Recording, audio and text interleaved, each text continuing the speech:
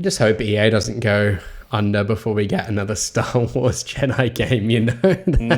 Battlefront 3, bring it back. That's the answer. Well, EA, if you really Star want Wars some is money, done, bring back Bad Company. That's all you got to do. All the Battlefield fans will be back. Yes. And let's That'll use save AI them. Another concept first-person competitive shooter.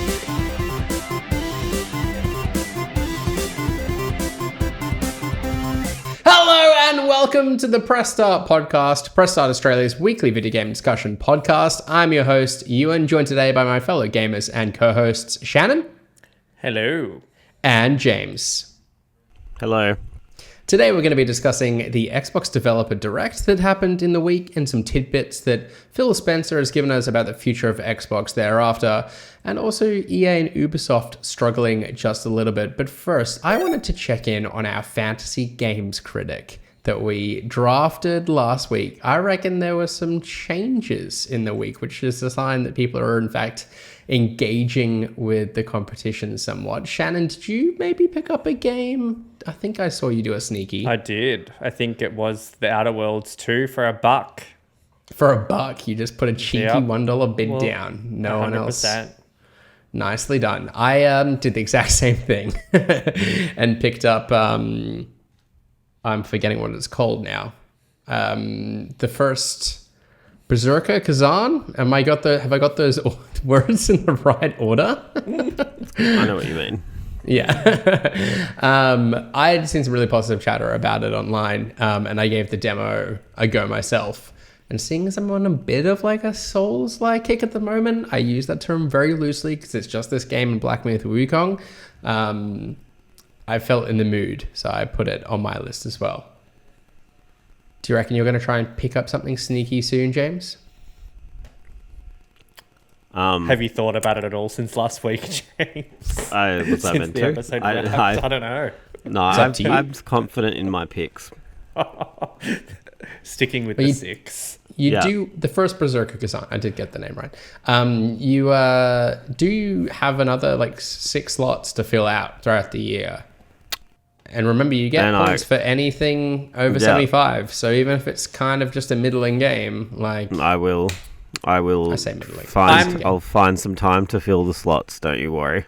I'm very upset Brady was just able to drop the game that got cancelled. That annoyed me.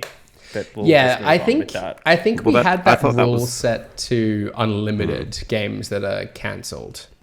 I feel like maybe we shouldn't make that unlimited. Maybe it seems like a just glitch to me. or something. But move on. I feel like I'm constantly getting done in these situations anyway, so I'm happy to just I'm just amazed you suddenly have such an opinion about the game. You were just like very kind of whatever last week, but you seem invested now, Shannon. Yeah.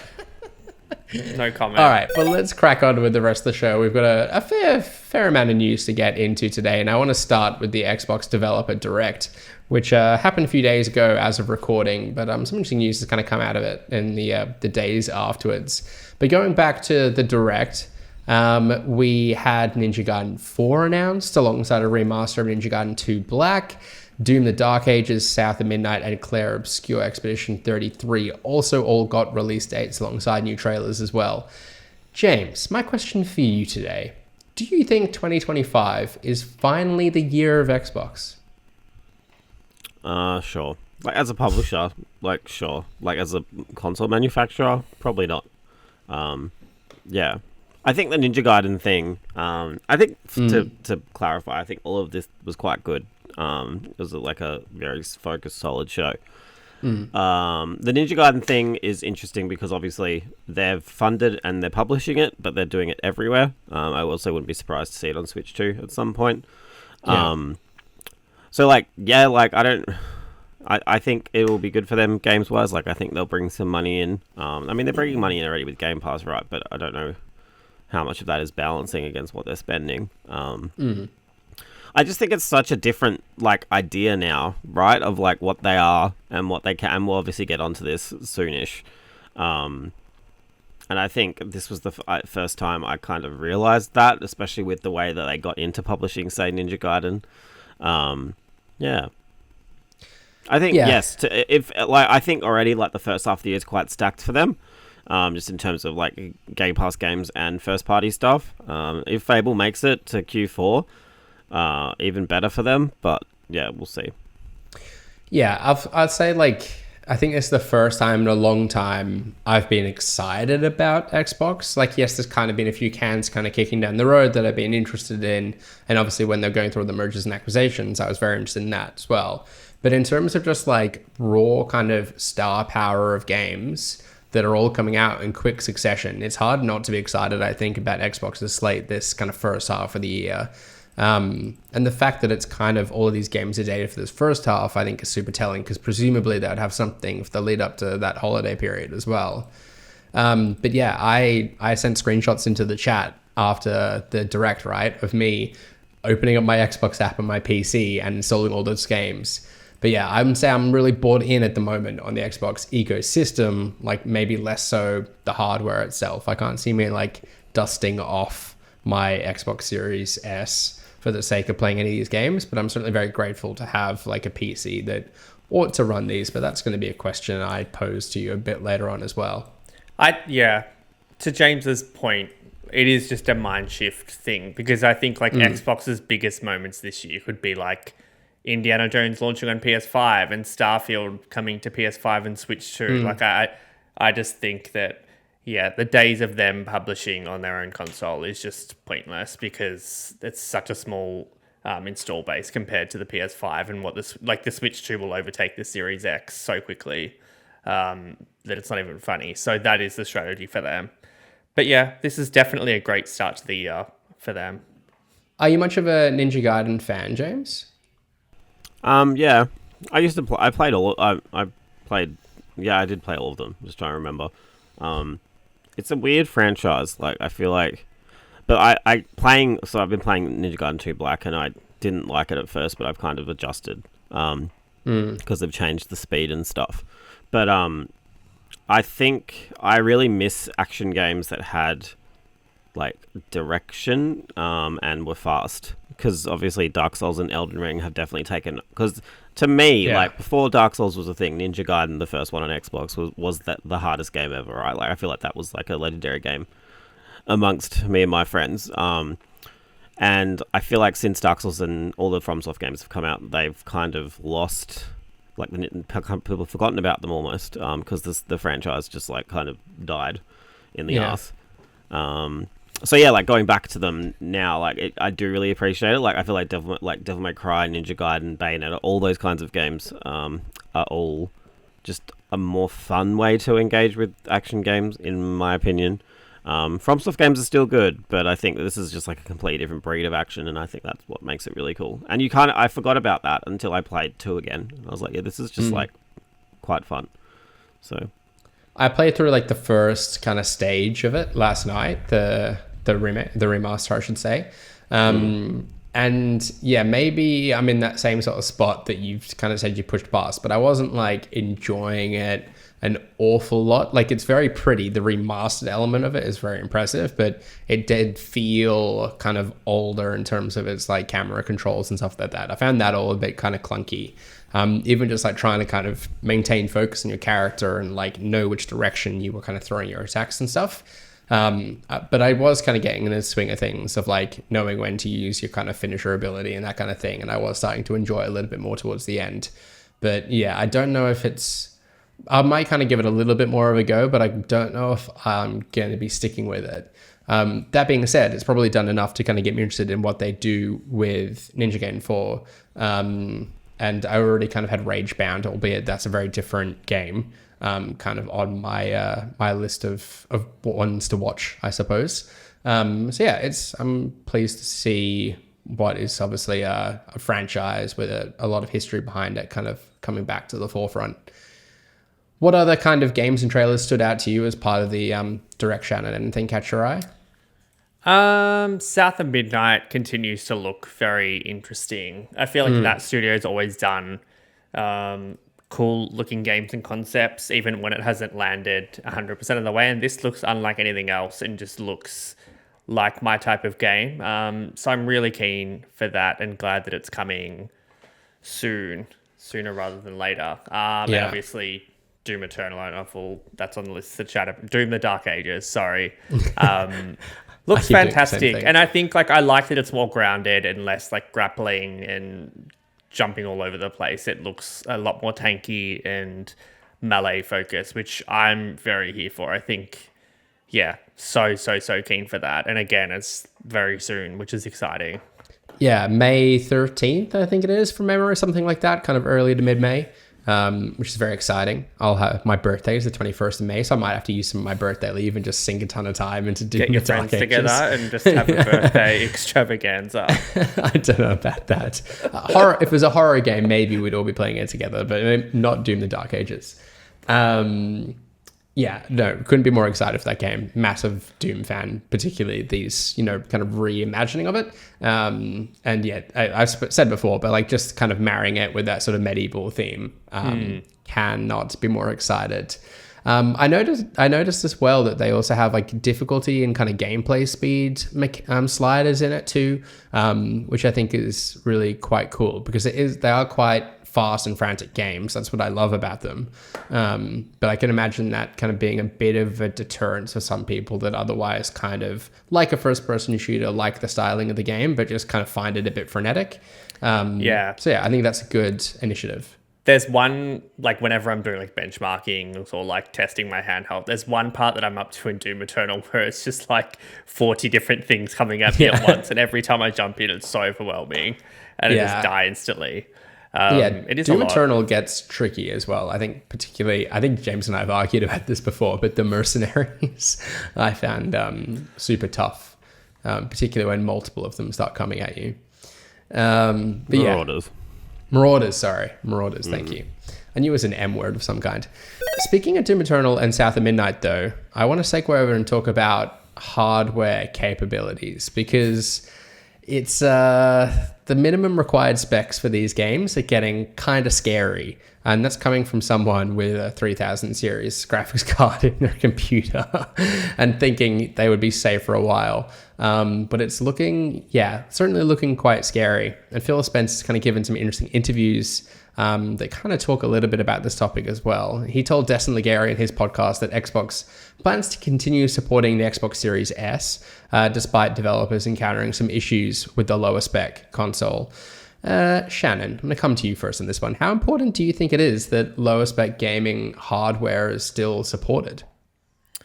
I think it makes sense. I think in addition to this, he spoke about like Windows handhelds and like the Switch 2. I don't think he said the Switch 2, but I'm lumping it in with them. It does make sense from that point of view. Like people are going to be developing games for those platforms more than ever, which the Series S is more powerful than. So I don't think I don't think they should drop it. I think where they're still going to have issues is I don't think that should hold the Series X back, or if people do want, and again, we don't really have the breakdown because Xbox don't talk about sales numbers, but I can see both sides of it. I like that, and I think that it's good that we have like a console that is still on the low end. But then for Xbox, I don't know if it's great when you've got these big games that are still being held back because they can't get split screen running or whatever on the Series S. So I think they just have to balance that. But I like the strategy for sure. Yeah, I wonder what happens on because Baldur's Gate, it was the split screen co-op, right, that was kind of holding it up. What happens on a lower spec PC if you're trying to play co-op? Does it not support it there as well? Do either of you know? I mean, it's like any PC game, isn't it? Where you'll just lag and be unplayable, and you just keep moving it down. So that is it Xbox's certification that kind of gets in the way? It's like, okay, this only runs 15 frames a second. Like, we're not going to let you publish this. I think it's that they have to approve the game to be running. It's literally coming to Series S now as well. Like in the last 2 days or something, the next update is. But presumably, this had to be a ton of optimization work in order to get it. It's a mix of lack of resources. Yeah, and then for then the outcome that they might sell, I think, is what it is for a game like that might not necessarily be for an Xbox Series S audience. I think that's where it probably causes issues for indie. Not that they're super indie, but for a lot of smaller devs. Like Series S, it might pay off if they do a handheld. You've got a lower spec version that will work out of the box on an Xbox handheld. But I still think it's the strangest. Like, I don't want to say strange, just a very big gamble. Well, that I that don't if think it was paid a off. handheld, that would probably make more sense than what it is. Yeah.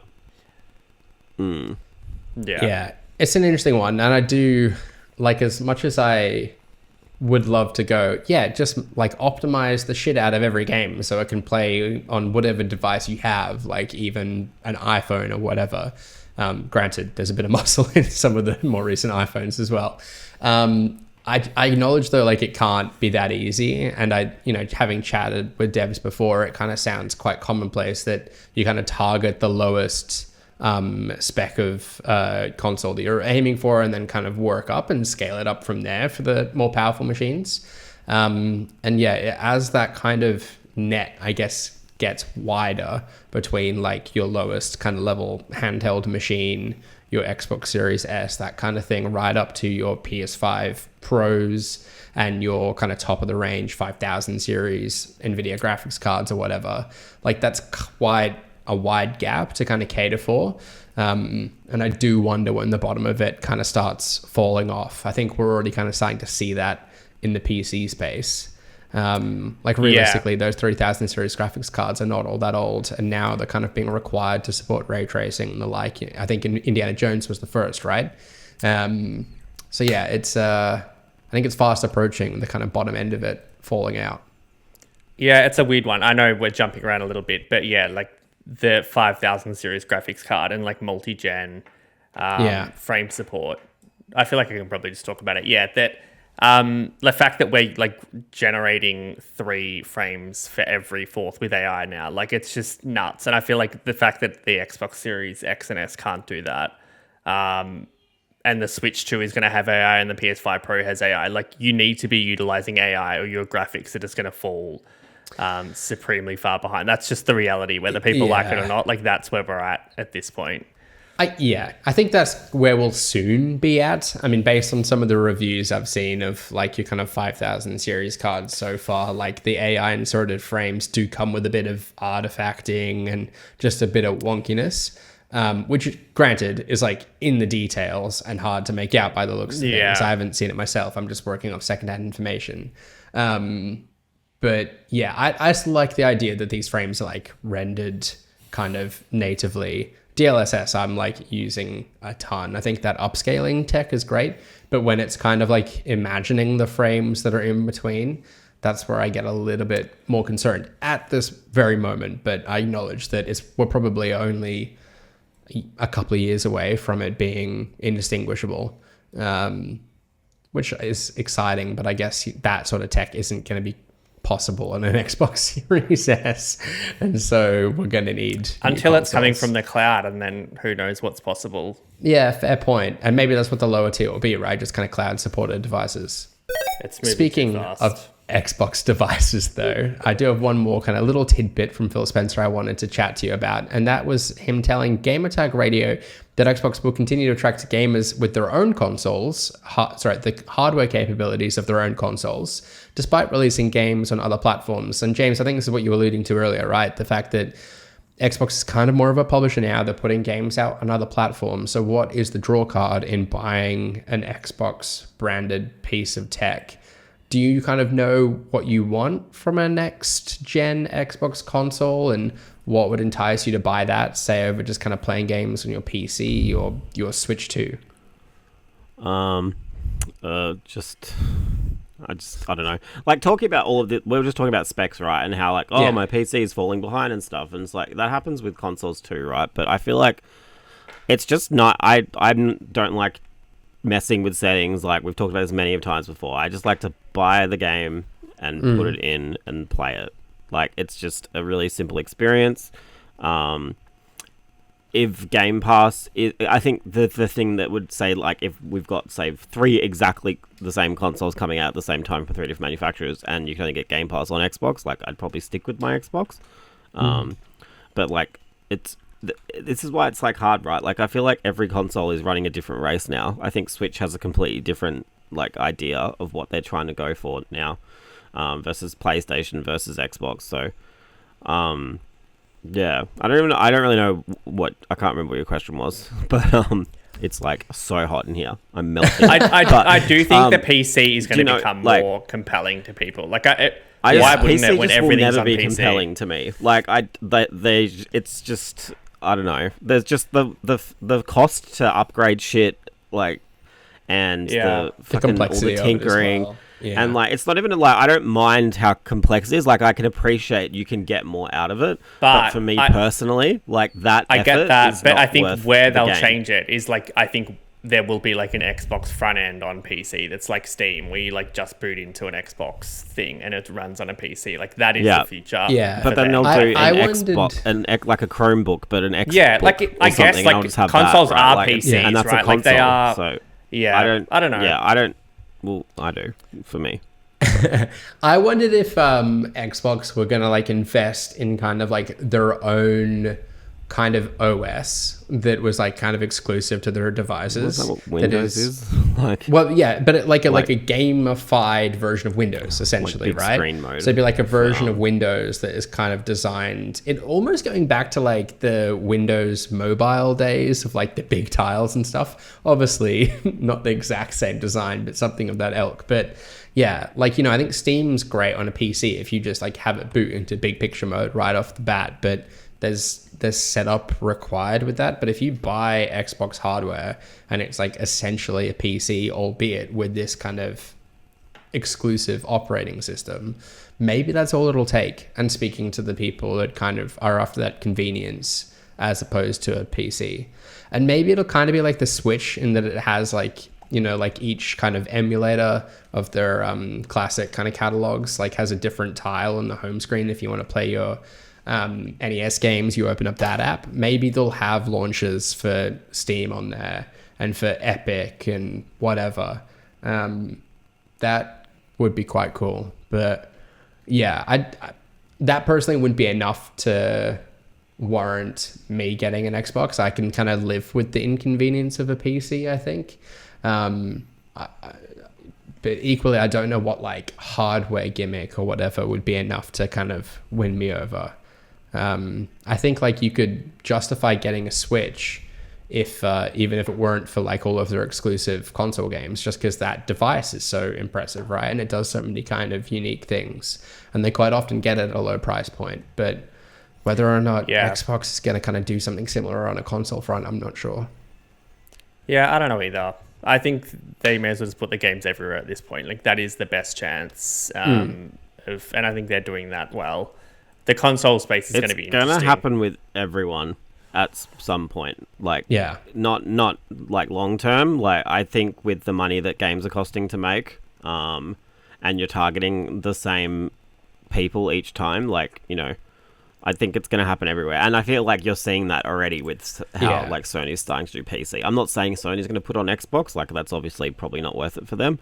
But I do think like it is going to be less exclusivity going forward for everything. Like Helldivers doesn't become as successful as it is if it wasn't included on PC as well, right? Like they're savvy enough to that now. I do worry about what like a PlayStation without the kind of hardware component of it looks like. Could they just be a games publisher? I don't know. I think if you look at, say, Ninja Gaiden Black as an example, like a lot of people are still buying that game on PlayStation, even though you can get it on Game Pass, So like, I feel like there is still definitely a buying market there. I'm just saying, like, say for your tentpole first party exclusives that are taking close to a decade to come out, like the money that costs to make across that long, paying a whole team for that long. It is just, like wild. And then you have to market it to get lots of people to buy it. Because you've so much money making it, like, do you know what I mean? Like, it is just it is snowballing. You're teeing me up beautifully for the next topic here, James. I don't know if that's intentional or not. Yeah, well, you interrupted me, so let's move on. I did just interrupt you. The segue was just too perfect. Did you wanna make another point there? Do you think? I think everyone knew what my point was, so we can just move on. It's all right. Yeah, you're kind of talking there about just how hard it is, I think, to kind of exist in the publishing game business and kind of make money out of it right now, and the ballooning sort of the development costs. And that certainly seems to be an issue kind of affecting your big third-party publishers, i.e. EA and Ubisoft. EA lowered its projected revenue for the current financial year just this past week, pointing to a lower than predicted sales of FC25 and Dragon Age, the Veilguard especially. Shannon, you're a big FIFA, now FC fan. Are you surprised that the most recent one underperformed? Honestly, no, purely because I haven't played it, which is, I think, is the first time probably since I've been playing games that I haven't played a FIFA. Like, even my nephew and brother were here the other night and playing it, and I still have never played the latest FC, which, yeah, I can't think of another year, like, back to PS Mondays that I didn't play. Yeah, I don't know. I think, again, it comes down to we're not in that COVID era. People probably, like, people probably did pick up FIFA in those times because what else were you doing? My brother is a good example of that. Like, he got a PS5 just for FIFA. I don't think he's picked it up, which is why he's at my house playing it. I think it's just money's tight, right? Like, if you're going to drop $120, or you're going to just play last year's one and stick with that. And yeah, if there's not enough kind of being added to the game to really kind of justify it, why bother? And there wasn't hugely this year. Like, not that there's ever, like, massive jumps, but that, yeah, this year more than most of the last 5 or 6. Like, it was a shallow year. And again, it's like, we've spoken about this every week, but across the board, which we will talk about, like, you've got to be doing something really right to, like, be doing better than you were 4 years ago at this point. Yeah. I think COVID's really skewed a lot of the data around it, and it'll probably take a while for kind of normality to resume, right? James, given you were such a big fan of Dragon Age the Veilguard, how disappointed are you to see that was kind of half of their sales targets? I mean, it's once again, right, like, this game was in development for like 10 years, got fucked around at least twice in terms of, it was a live service, was a multiplayer game, blah, blah, blah. Like, it doesn't, how do you recoup the costs for a project that lasts that long, right? I feel like I've always said, like, if you play this game, and you probably will enjoy it, but I think a lot of people made up their minds from the beginning. But yeah, like, it's also, I don't know, I worry about, say, like, I feel like even though, like, I'm trying to explain, it's like kind of like if Ubisoft, like, were to stop making games, right? Like, I feel like their games were almost like what's the word? Like you kind of knew exactly what you were getting, and you can kind of dip in and dip out of that kind of, like, style of game at any point and know what you're getting. Like, it's kind of it's like Macca's, right? Like, Macca's food. Yeah. Like, imagine if Macca's just closed down tomorrow. Then you would probably be like, oh, fuck, like, there is something wrong in the fast food industry if Macca's can't even survive. And I feel like with Ubisoft, they were really... I feel like they felt untouchable. Like, I wasn't saying that their games were, like, high art or anything like that, but I was saying their games did sell quite a bit. Maybe not all the time at the beginning, but they did seem to have a steady stream of projects coming out. And if one fucked up, like, they could kind of get away with it. But now, like, between, say, like, Dragon Age as a franchise, like, I feel like was quite strong, and between that, like, not doing so well, and I feel like the buzz around Outlaws definitely didn't help it, and now the buzz around Shadows isn't perfect. I do, like, worry about what that means. And yeah, like, I do think maybe the solution is smaller games that might look a little bit shit that are approachable to people, you know? Yeah. Because and deleting, like, the internet, I think, is... I mean, like, remove user reviews from every platform ever. You can have an opinion, just don't say it. But I don't know. Like, I think, and yeah, there was this kind of. I feel like there was this whenever Red Dead 2, I feel like that's where this all started, is where everyone was just obsessed with like big, massive games. But now, like, how many times do I talk about a game with you guys, and both of you are like, "Oh, it's too big. I don't think I'll try To it." be fair, like I think Ubisoft are their own worst enemy in that regard too. Like they were like blowing up those Assassin's Creed games. So I agree. much. But that bubble burst when like obviously Valhalla came out like X years ago. And I think they kind of realized that with Mirage, but then they didn't do enough different, so. Yeah. I know what you're saying, though. It is, if Ubisoft can't, if Assassin's Creed and Far Cry can't be successful, like, what can in this world? Yeah. Because they're big franchise, like, big, like, I mean, if you just are on Twitter or Blue Sky in, like, your echo chamber, like, you might be like, oh, they're trash, but, like, so many people play and enjoy them. Like, you Bring back the rabbits, I say, that's the savior. I mean, I don't know if that's the solution either, personally, but, but do you know what I mean? Like, I'm saying that they're big games, like, that seem to resonate with, like, a lot of people. And I'm once again not saying that they are this, like, you know, these artistic achievements, but they are very, what's the word, like, safe games, I guess. So I don't know. I think publishers really need to like. Sorry, James, I've interrupted you again. That was unfair. That's all you do. Just mute him. Just go the whole lot and. I think like I don't want to be. I'm not. I feel like I blow this horn a lot, but I'm going to do it again. I think that more publishers should be looking to people like Capcom because I feel like Capcom has like a very good mix. Like, no publisher has put out this amount of games, remakes and original, than they have. And they've got a really clever pipeline where whatever they're working on kind of gets them ready for the next project as well. They just haven't really missed yet. Like, you could argue Resi 3 was a miss, but that's still a multi-million unit seller in an era where games aren't selling that anymore. So I think that needs to be the standard almost in terms of just the cadence of releases. And Nintendo does it too, actually. They're quite good, but I will admit that towards the end they've been tapering off a bit, but that's probably on purpose. But and growing your audience, and that's something that, say, like Square Enix isn't doing very well because they just keep making these games that like Final Fantasy fans can love, but like no one else can love. So I think there is genuinely like a good case to be made what they're doing. I think like living within your means is like so important, and I think you've got to be prepared to kind of sacrifice a layer of polish in order to kind of just rein in your gaming budgets somewhat. And I think, you make a very good point with Capcom. It's just like how much they kind of carry over one project to the next, and they get kind of two games out of a single investment rather than just the one. I think that's really quite savvy.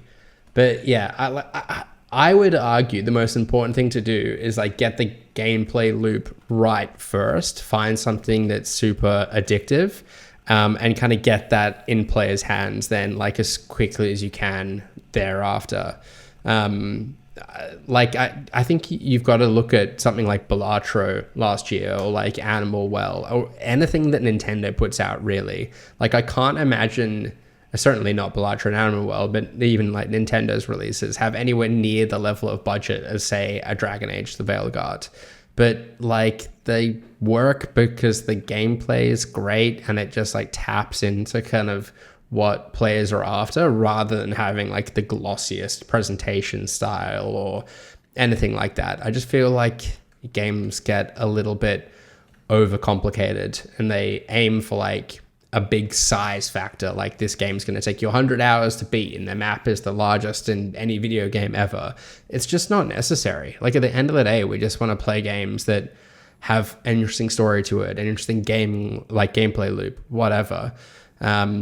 Even a unique visual art style rather than something super high fidelity. I just think we kind of need to make some concessions in order to kind of rein in the budget and the time spent on AAA releases. I'm all for kind of smaller, wound back experiences.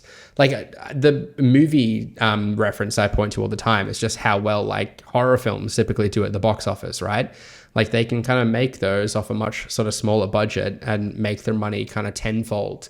I think there's something to be said about that kind of level of skill and like doing a lot with a smaller budget. I think it's also that games just take so long to make now. So like you could be 4 years into a project and know that it's going to fail, but like what other option do you have than to see But it I think through? they only take, okay, that's oversimplifying it, but a large reason they take so long is because of the scope attached to them, right? Yeah, Like if you just definitely. reined in the scope, you could shorten the time that it takes really to produce a game, bring it out Yeah. sooner.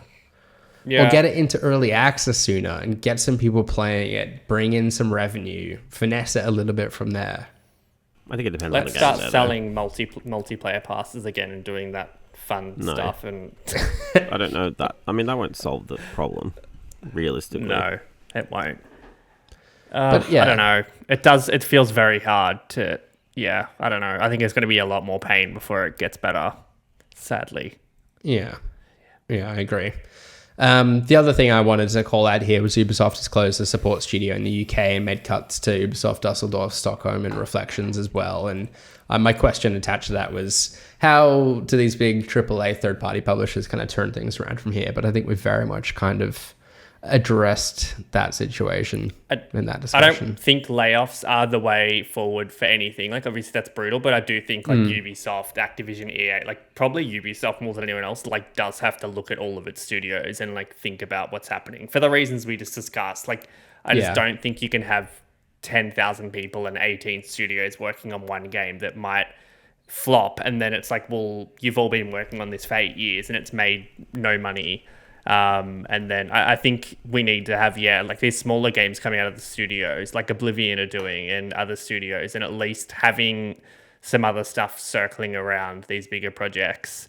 But I do think, people, I'm not saying layoffs, but I'm saying like definitely looking at structures and what people are doing and making tough decisions around, teams. And don't chase trends, because by the time you catch up, that won't be a trend anymore. Like, I think people really need to be thinking hard about like what's a new space, what's uncharted territory, like what is something new that we can dream up and contribute to, which is easier said than done, I know, but like no one is calling for another battle royale right now or another live service game. Like what is the next thing that's going to excite gamers? Try and go in that direction. And that's it. I think like obviously 99.8% of games are made with the intention to make money, but like I do think you have to pull it back and think, well, is this game fun? Like, do people want this? And if it is different and fun, then it will make money. Like we've proven that with like Balatro and Helldivers and whatever else that has pulled through and made these billions of dollars. So I think if people go back to that, which I think is happening now with like the Sony culling of all the games we've spoken about and things like that, I think it will find its way. But again, it's not an overnight fix. It's a total change of thinking from top to bottom. Yeah. I just hope EA doesn't go under before we get another Star Wars Jedi game, you know? Battlefront 3, bring it back. That's the answer. Well, EA, if you really Star want Wars some is money, done, mate. bring back Bad Company. That's all you got to do. All the Battlefield fans will be back. Yes. And let's That'll use save AIR them. as our Another concept art. first-person competitive shooter. That will save them. Specifically Bad Company. Bad Company. It would do great. Yeah. Even to like remaster one of the others. You could also do that. That'd be great. It's just to that point quickly. I do think like, I don't know if you saw, but EA's re-releasing The Sims 1 and 2. I think stuff like that's smart, that makes money. Like, it's cash grab or whatever, but like just bring in cash wherever you can, like with those projects. I think it's time for people to be smarter with stuff like that. Yeah. That makes sense. Yeah. If you can make the math work and there's some return on it with just, like an achievable sales target, perfect. Do it. Yeah. On the same sort of theme, marking the 10th anniversary of Dying Light, Techland has announced plans to release free updates to both the original and its sequel, and has also revealed they have multiple unannounced Dying Light projects on the go. That's in addition to the standalone Dying Light The Beast game releasing later this year. So Techland, they seem to be doing pretty well themselves off the back of Dying Light. It's impressive. But James, do you want to play more Dying Light? Your rapid fire question of the day. No. But we'll just leave it rapid. Just saying. Shannon, do you want to play more Dying Light? I mean, I just think, how is Ubisoft able to close studios, but then these guys can somehow update Dying Light 1 from 10 years ago and Dying Light 2? No Man's Sky still being updated 17 years later. Yeah, Like a incredible effort, like 100%. But like, it just baffles me that like this can happen with a team that is smaller. I might worry about the level of like crunch and maybe how competitive their salaries are, if I was to guess. But yes, I think they've got their audience and they know how to make money out of them, right? And like, I think there is some savviness to it.